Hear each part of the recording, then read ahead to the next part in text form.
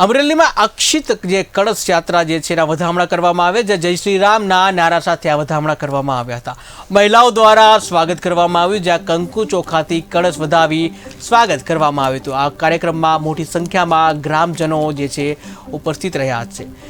તો સમગ્ર દેશ હાલ રામલલ્લા જે પ્રાણ પ્રતિષ્ઠા મહોત્સવ થવાનો છે એને લઈ અને સમગ્ર દેશમાં ઠેર ઠેર અક્ષત કળશ યાત્રા જે છે એનું આયોજન થઈ રહ્યું છે, ત્યારે અમરેલીમાં પણ અક્ષત જે કળશ યાત્રા છે એના વધામણા કરવામાં આવ્યા છે, જ્યાં જય શ્રી રામના નારા લગાવવામાં આવ્યા હતા અને આ વધામણા મહિલાઓ દ્વારા કરવામાં આવ્યા, જ્યાં મહિલાઓએ સ્વાગત પણ કર્યું હતું અને કંકુ ચોખાથી કળશ વધાવી સ્વાગત કર્યું હતું, જેમાં મોટી સંખ્યામાં લોકો ઉપસ્થિત રહ્યા।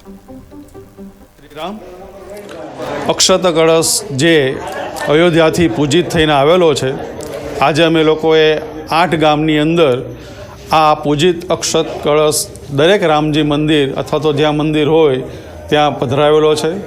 મારું નામ પંકજ ત્રિવેદી છે।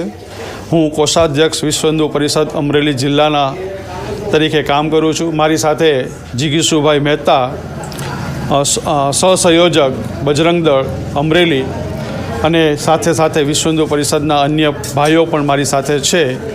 આ પછી અમારે 3 ગામ જે છે એ લેવાના છે।